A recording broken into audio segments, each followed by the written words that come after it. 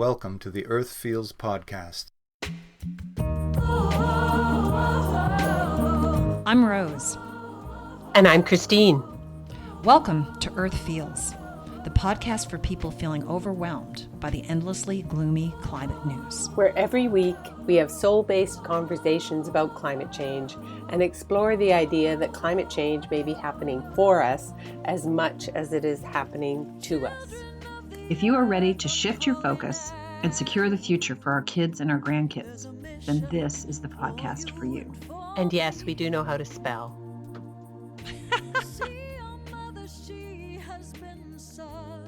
Hi, Rose. Hey, Christine.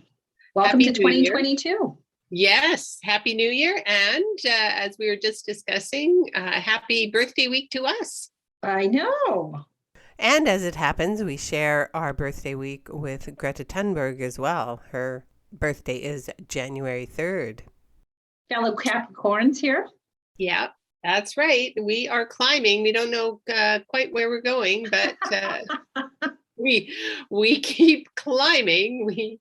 We can't help ourselves. So that kind of brings me to the topic of what we're going to discuss here, because as our faithful listeners will know, you've been doing much of the recording over the last year, and that's going to change. And so we're going to take a little podcast pause for at least 6 months and then reevaluate, because there's stuff going on for both of us. But what would you like to share with our listeners about what you're going to be doing during this hiatus? Well, I did make an announcement. I did put it on Facebook the other day, but I have, in the last few months, have really been feeling, I've had some niggling that I need to take a new direction in terms of writing. So I am I've started researching to write a novel. It's going to be a fiction novel. Okay. Kind of a heroine's journey. Obviously, climate is still at my heart of hearts. So it will be based on environmental environment, I guess is what the best thing to say. None of us will be surprised if there's environmental theme or themes that come up. This is true. Yeah, this is true. So it's around the trees and speaking to the trees, and not sure exactly, as you said, climbing, not knowing exactly where we're going, but it seems to will be a story about the timber wars, the juxtaposition between the logging communities and the people who talk to trees, that know, that feel the connection to the natural environment and the value of especially old growth, keeping old growth in place. I saw an article just recently on The Guardian. It was actually after I had texted you that I wanted to take this break, and it just was very reaffirming. There was an article on The Guardian about a particular tree in Tongass National Forest, which is in Alaska. Okay. This tree is a 500-year-old Sitka spruce, and they have valued it at $17,500 for its board feet. They want to cut it down, actually fly it out by helicopter because it's in the middle of the forest. And they're planning to use it for some beautiful home somewhere. And of course, there's an argument that can be made that what is the value of the tree remaining in the earth for its carbon extraction? Because although the roots would be left, all the carbon that's taken into its fibers would be released as it's cut up and whatever. And it just really struck me, well, as I said, it's been niggling at me prior to this. but it feels like there's a story that needs to be told about our connection with nature and our responsibility toward it. And yet at the same time, our responsibility toward generations of logging families. I don't know if you, back in the late 80s, I was living in the Pacific Northwest, and there was kind of an activist versus logging community thing that was happening then around the snowy owl. Okay. Do you have any recollection of that? When would that have been? Would have been the late 80s, because my kids were born, Greg was born in 91, and I was still working. I was actually working in small communities. The store that I was working for, we had stores in small communities throughout Oregon. And a lot of these communities had loggers. I mean, that was our clients that we sold to. We were a family department store. And so when I would go to visit those towns, you drive by smaller homes that had signs in the front yard that this family is supported by logging. And it got pretty contentious for a while. There were people that chained themselves to the trees, and there were, massive protests of the logging trucks driving through the towns and stuff. The story continues. Right. Well, I don't know if you've been following what's going on just outside of Victoria. I mean, a couple of hours, but there's a big story there around Fairy Creek, which is the same thing, old growth forest being harvested for lumber. Mm-hmm. It's always complicated, like you say, and here there's some Indigenous communities support it, very complicated. So I am looking forward to Rose Tenalia Dunn's take on this complicated issue, because it isn't black and white. There's all kinds of shades of gray, but we are in the midst of a climate emergency, and how does that inform these decisions? And it hasn't seemed to have had the impact that it should now. So that's great. And so right now we're talking about taking a 6-month hiatus. Who knows? I mean, writing is a hard taskmaster, as you know, and will writing your first book, you will discover even more, because there's so many times when one doesn't feel like doing it, and yet one has to put one's seat in one's chair and do it anyways. So I'm looking forward to it. I'm more excited about this project than I've been about anything for a long time. So, and it does feel to me that I'm being guided to write it. I'm sure that won't surprise anybody who's listening. It's been on my heart for a while, and I feel like the last. I mean, we've been doing this podcast for 2.5 years now.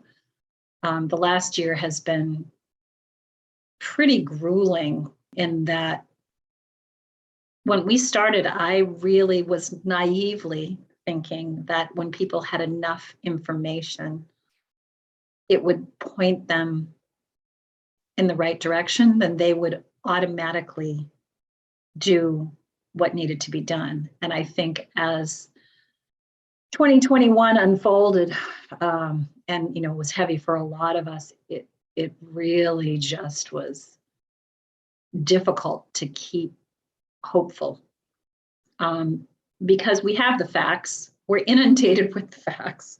The conversations are happening. You cannot look anywhere, and you can't avoid them.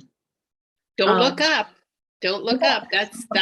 I think that might be a game changer, but I know exactly what you're talking about, because that's what I thought in 2009 when I got involved. Oh, people just don't know. Yeah, people just don't know. There's a whole lot more going on there, and this would be when this goes up. This is episode. Is it 2009? Oh, 209. 209. Sorry. not 2009. 209 is still quite a significant number. And Mhm. I want to thank you, Rose, for coming up with the idea, for moving ahead, and for carrying it, as I didn't have the bandwidth to do it as much, and obviously to our listeners who've been listening and over the last 2.5 years. And it has been a journey. And here we are, and we're not saying that Earth Feels isn't going to continue. We just don't know what the answer to that is. And I have to say, for myself, my journey continues as well, and I'm getting significant guidance or downloads about the significance, which you and I know already, and I'm sure our listeners do as well, of what we're moving into now. It really is a painful process of birth or death. We're not sure. That's what we're looking at. And so it's getting more painful. It's getting more clear. It's harder to miss when you start going into labor. At first you're wondering, oh, is that just, Braxton Hicks contractions? It's just a little bit of a reminder that I will be giving birth. Well, no, this is no more Braxton Hicks. We are in the active stage of labor now. The next stage is giving birth. We're bearing down, and it's getting very painful. There's so much going on that is painful. If you care about your children's future, about future generations, if you care about this beautiful earth that we've inherited. Now, I haven't watched Don't Look Up yet. We have a date to do it with several other people in a few weeks. But I've been reading a lot about it, and I understand there's a statement at the end. I think Leonardo DiCaprio's character said, "We really did have everything, didn't we?" Yes. So yeah, it's very.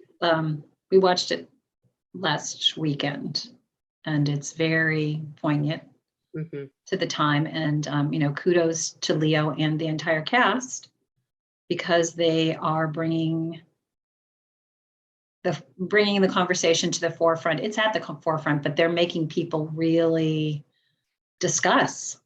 And some people are not happy with the film and how it's portrayed the average Joe. And yet it's pretty spot on, in my humble opinion. So yeah, we don't know what's coming. We still have a short amount of time. I think for me, doing the podcast and going back to it, I said I felt like when people had all the facts and figures, they, in their brain, on that left brain world that we seem to live in, people were going to be like, oh yeah, of course we're going to do it. We're going to act. And now what I'm guided to create is something that really hits at the heart center, because it feels like the brain is still in denial, and but our hearts know. I think the grief that we all feel, we all know. And so I'm hopeful that our heroine's journey can maybe ignite a few more people to take action. And it's person by person. Every single one of us matters. So thank you to the 20,000 people who have listened over the last couple of years. And all those episodes are still there. You can listen to them. If you've missed some, or if you've missed all, feel free to listen. And we'll come back, and we'll be back in another 6 months to at least address where we're going from there. Yes. But thank you to you too, because when I got that message during David Attenborough's film, text Christine, if you had said no, I do not think I would have taken this journey on my own.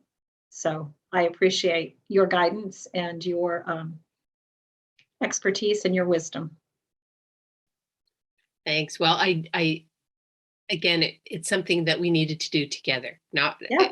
I wouldn't have done it on my own, and you might not have as well. And so it's been this synergy, and we've both been also journeying in other ways in our life, as one does over 2.5 years. And I think particularly as one does when one is living in significant times like these, and when we are choosing to look at the issue of climate change day after day, it is not easy. And again, I'm sure our listeners who are engaged in this on any level know that it's pretty discouraging. And I guess from my perspective, I don't, I mean, I have a sense of where I'm going in 2022 is more of the same, but deeper, Mm-hmm. in that I've been doing some deep work with some energy work inspired by a book by Dr. Bradley Nelson called The Emotion Code.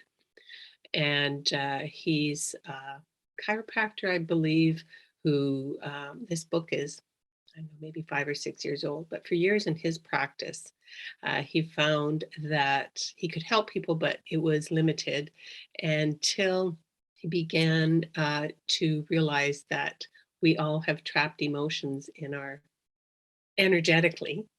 Mm-hmm. And he developed a really simple way using muscle testing, which of course I'm a big fan of and use all the time in my practice and my personal life, to identify trapped emotions and then to release them. And you release them, your own trapped emotions, but you release your ancestral trapped emotions. Mm-hmm.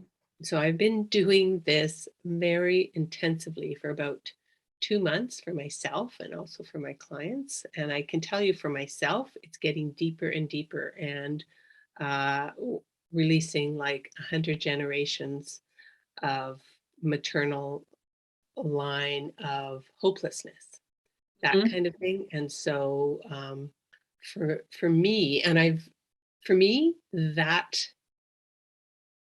that's my calling, because we wouldn't be committing collective suicide, which is what we're doing, if we weren't traumatized Yep. at a very, very deep level.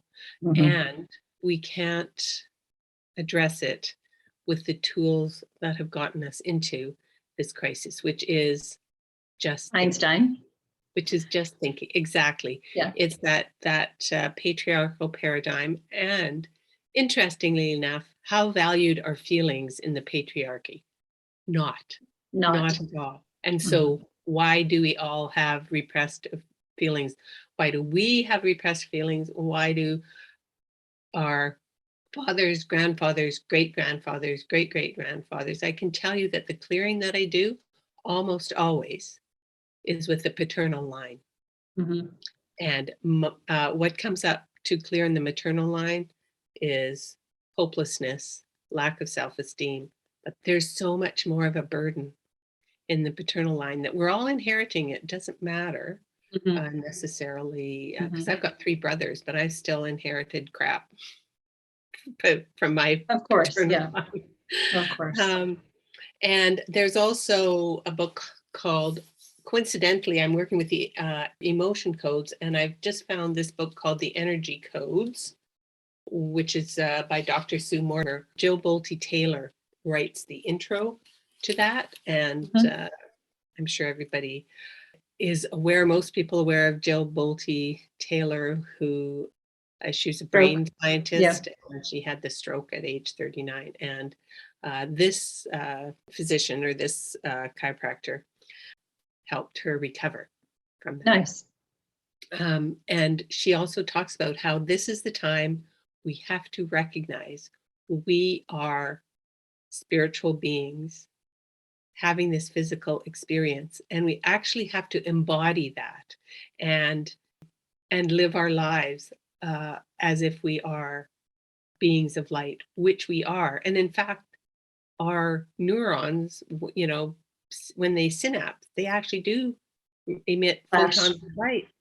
We are light beings. And what does that mean in this time of climate emergency? in any time, but particularly this time. What does that mean to embody that and to bring that consciousness into this very fallible human body that is still part of our light being. It's just in the physical sort of experience here on planet Earth. And I was just reading the Energy Codes book, where she talks about a quantum shift. And in quantum physics, an atom, which of course we all know is the sort of foundational building block, can make something that's called a quantum shift. And in our material world, in linear physics, say a marble is rolling uphill until it changes direction, right? So it rolls uphill and it slows down and eventually stops and starts rolling back. Well, a quantum flip is that marble instantaneously shifting without slowing down and moving in the other direction. And that's where we're at. We need to experience that quantum shift so that we're heading as fast as we can in the opposite direction that we're going now.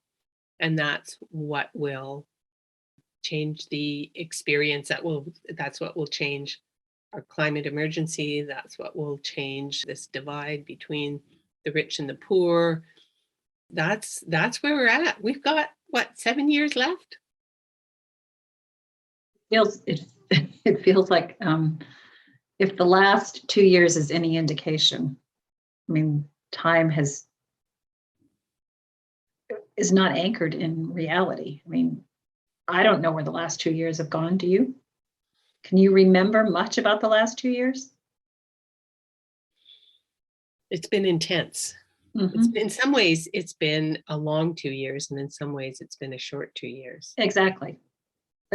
So but we haven't changed direction yet. We're not heading in the right direction yet. No, we're not. But my belief, going back to, how what we say in the overture for Earth Feels is climate change happening for us or to us. This is our time of awakening. Yeah. We get to choose. What will you choose? And right now, we're not making good choices. But it starts with us choosing.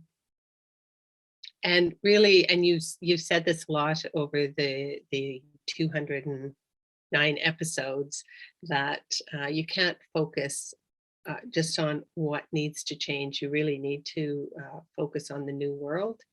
Mm-hmm. And so what does that look like for each of us? Exactly. And for me, that would be, what does that mean to be a being of light, having a physical experience in a painful time, to be on planet Earth. Right. Yep. Lots of good stuff. It's an adventure. Yes. An adventure. Absolutely. So I'll still be doing my Tapping Courage Wellness, and so I can be reached there. Do you want to be reached? Sure. Yeah, I mean, I will still be monitoring the Earth Feels page and on Facebook, or most people, I think a lot of our listeners just connect with me on my personal Facebook page. And then I think our email page, I think that will still be live too. Great. And I will continue to offer the climate cafes, which are once a month free Zoom call, where I offer people who are feeling despair, anxiety, any kind of turmoil from this climate emergency that we're in the middle of. I offer some online support, some tools that I have in my energetic toolbox to help us get through these times. And you are more than welcome to join me anytime. I'm going to put the link up. It's the first Saturday of every month except for January of 2022, because the first Saturday was New Year's Day. So it's going to be Saturday, January 8th. It's at 9:30 in the morning Eastern, 6:30 in the morning Pacific. I apologize to everybody on the West Coast. And I also have other resources on my Tapping Courage Wellness website for support during this time for ecological despair, eco-despair, environmental depression and sadness. You're not the only one, and I am happy to provide what support I can, whatever's in my wheelhouse. We're always open to connecting, right? We'll be out there in more ways than one. Yeah, yep, yep. Well then, Happy New Year to you, Rose, and to all of our listeners, and stay tuned. ... Bye-bye. That's this week's Friday episode of Earth Feels. Special thanks to singer-songwriter Kristen Hoffman for generously allowing us to use Song for the Ocean. Thanks for listening. Children of the earth, I'm calling out. There's a mission for you and for me.